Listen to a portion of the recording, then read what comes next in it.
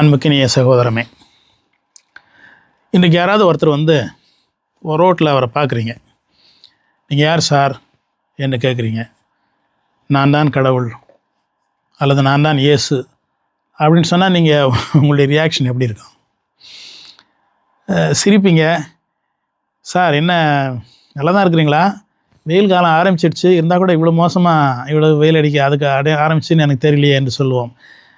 4 பேர் கூட உட்காந்து யார் என்ன நடக்குது அப்படின்னாக்கா, ஒரு கிறுக்கம் ஒருத்தன் பேசிக்கிட்டு இருக்கிறான் என்று தான் நாம் சொல்லுவோம்.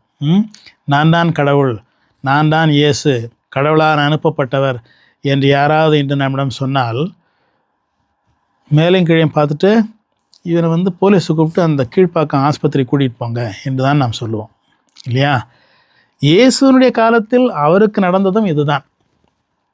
இயேசு அடிக்கடி சொல்கிறார் யூதர்களை பார்த்து, இறைவனிடமிருந்து நான் வருகிறேன், இறைவன்தான் என்னை அனுப்புகிறார், அவர் சொல்வதைத்தான் நான் செய்கிறேன், நான் தான் மெஸ்ஸியா, நான் தான் கடவுளின் மகன், நான் தான், அதாவது அதாவது கடவுளுடைய பெயரை அடிக்கடி அவர் சொல்கிற அபிரகாம் என்று நீங்கள் அழைகிறீர்கள், அபிரகாமுக்கு முன்பே இருந்தவன் நான், அபிரகாம் என்னை பார்க்க வேண்டும் தான் என்று தான் ஆசைப்பட்டார்.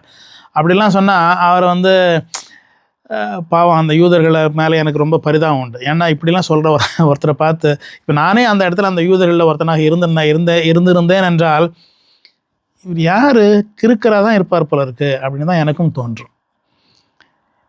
இதில் ஒரு உள்ளே நாம் புரிந்து கொள்ள வேண்டியது ஒன்று.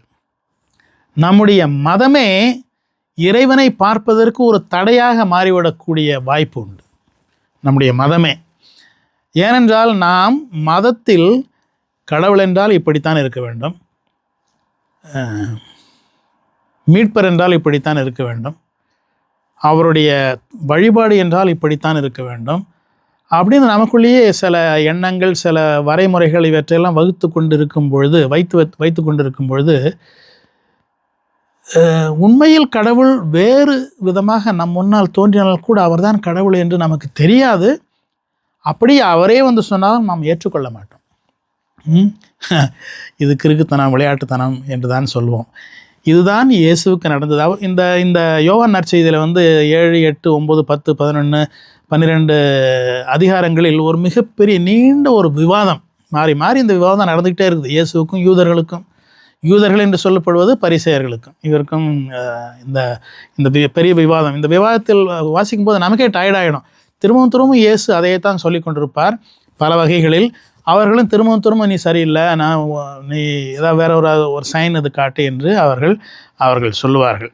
ஓகே, அதனால் இது வந்து அந்த எண்ணம் நான் என்ன சொல்ல விரும்புகிறேன்னா, நம்முடைய ப்ரீஃபேப்ரிகேட்டட் ஐடியாஸ் அபவுட் காட், கடவுள்னா இப்படி தான் இருக்கணும், அவருடைய ப்ராஃபெட்னா இப்படி தான் இருக்கணும் அப்படிங்கிற ஐடியாஸ் நமக்கு இருப்பதனால அவர் உண்மையில் எப்படி இருப்பார் என்பது யாருக்கும் தெரியாது. அவர் உண்மையில் நம் முன்னால் வந்து நின்றால் கூட நமக்கு தெரியாது. இது ஒரு பெரிய ட்ராஜடி. மதத்தின் பெயராலே நாம் இறைவனை ஒதுக்கி வைத்து விடுகிறோம். வைத்து விடுவதற்கு வாய்ப்பு நிறையவே உண்டு. அந்த மத தலைவர்களெல்லாம் இறைவனுக்கென்றே வாழ்ந்தவர்கள். இறைவனுக்கென்றே கோவில் கட்டி அந்த கோவிலில் பரியெல்லாம் கொடுத்து கொண்டு திருப்பாடல்கள் எல்லாம் பாடிக்கொண்டு வாழ்நாளே இறைவனை எதிர்பார்த்து கொண்டிருந்த மக்கள் அவர்கள்.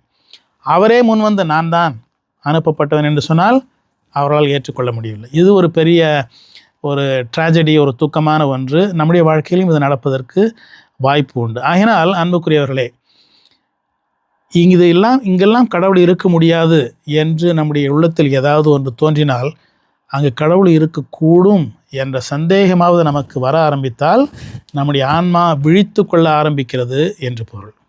God bless you.